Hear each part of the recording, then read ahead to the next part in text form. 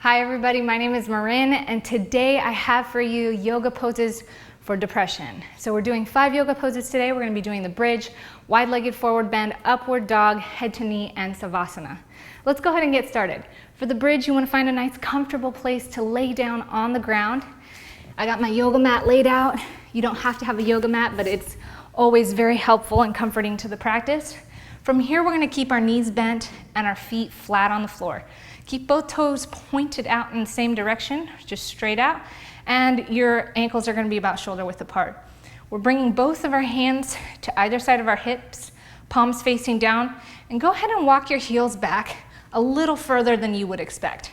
From here, we're going to take a big inhale, and as we exhale, you're pushing your hips up, squeezing those glutes. Go ahead and adjust your feet if you feel like it. Make sure they're nice and flat, knees are together so they're not opening. Keep them nice and tight.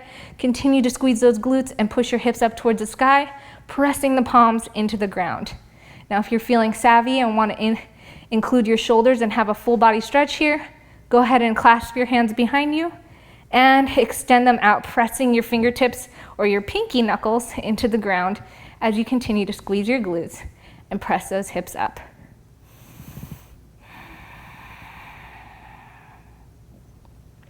Relax as you come down. How good does that feel?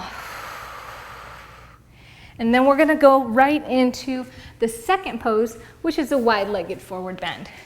So we're going to extend our legs out slightly wider than shoulder width apart, and you're more than welcome to have your toes slightly at the corners. They don't have to be completely straight. So play with it, and either way you're going to get a great stretch. It is going to change the dynamic of the stretch slightly, whether it's in your inner thighs or really back at the hamstrings. So pointing the toes forward, you're really aiming for more of the hamstrings.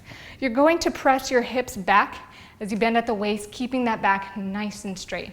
Place your hands at the upper thighs to start, and as you come all the way down, you can feel free to walk into this, rocking side to side. Make this as dynamic as you want. You can breathe in with the inhale, exhale as you come down, and flow into that. Be welcome to place your hands on the ground. Let's bend the knees slightly, keeping the back nice and straight, and then exhale, extending up. Try to relax your neck and shoulders, extending all the way up, and once you feel comfortable, you can grab your ankles or your shins and deepen yourself into the pose with an exhale. In this position, you can also incorporate the clasped hands behind the back, giving your shoulders a nice stretch, making this a full body stretch as well. Exhale as you come back up, and feel free to repeat. The next motion we have is upward dog. This is one of my favorite poses for stress relief because it really opens up the shoulders and it releases the core and gives our back a nice compression, which is completely opposite of how we move and sit on a day-to-day basis. So you're going to get started by getting in a plank position. I like to say keep your wrist right beneath your shoulders and your plank nice and flat. So make sure your hips are neither up or down, nice and flat. From here, you're going to gently sink your hips down towards the ground. We're going to turn up our feet to the top of the mat, pressing our big toes into the ground.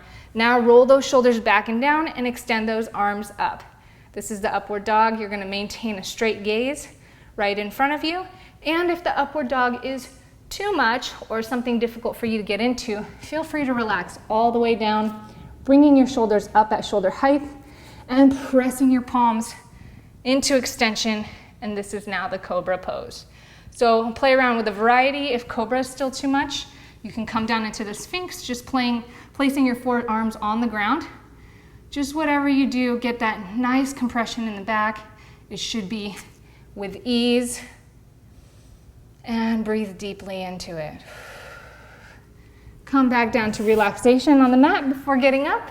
And then we can go ahead and flip over onto our glutes to demonstrate the head to knee pose. For head to knee, you're just going to extend one leg out, bending one knee up.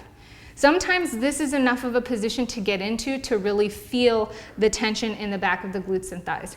That's completely fine because typically when it comes to our hamstrings and our glutes, it takes a little while to sit into the actual pose and let those muscles release. So if this is where you're at, you can start by extending your legs, placing your hands right next to your hips, pressing them into the floor to get yourself nice and upright, lift the butt kind of, and get your shoulders really right over those hips. If that's all you're at, you can press right into the ground, into a nice upright position, and you can hold this pose right here. But if you want to deepen the pose and isolate it on one leg, we're going to go into head to knee by bending one foot up. From here, sit up nice and tall. Breathe in deep. You can even raise your hands, and as you exhale, bend at the waist, keeping your shoulders nice and upright. When you get as far as you can, like I'm right here, you can even have a little bend in the knee if you want. Just keep that back nice and straight. But as you get to as far as you can, go ahead and gently lower your forehead to the knee. Again, this is not about flexibility. This is about doing the pose so that it helps increase your relaxation, reducing stress, and helping to relieve depression. So again, sit in this pose for as long as you can. If you sit in this pose longer, you'll notice that you'll be able to sit deeper into it. So I'm going to stretch up again, this time keeping my legs straight. And as you can see, deeper into that pose. Try not to arch the back, keeping the back nice and flat, and then bringing the forehead down to the knee.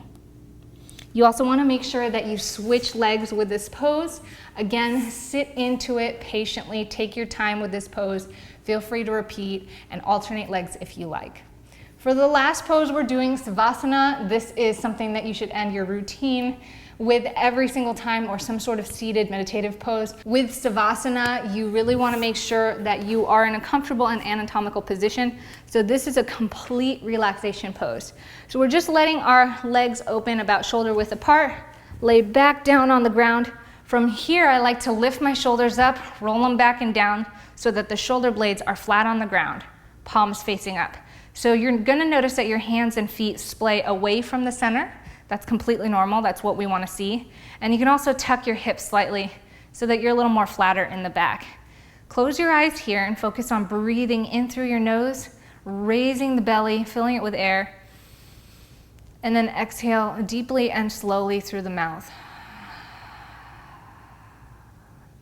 Here in Savasana, you want to stay for about 3 to 5 minutes. You can do this with or without a yoga routine. We put it last here because it is something that is nice to do and focus on after you've done a little more intensive stretching. But for now, that is the 5 yoga poses I have to share with you to help relieve depression. I hope you enjoy it. Feel free to put them together, repeat them as you like, and create a yoga routine or a stretch routine on a daily basis for it. Thank you so much for joining me here, and I hope you appreciated this video. I'll see you next time.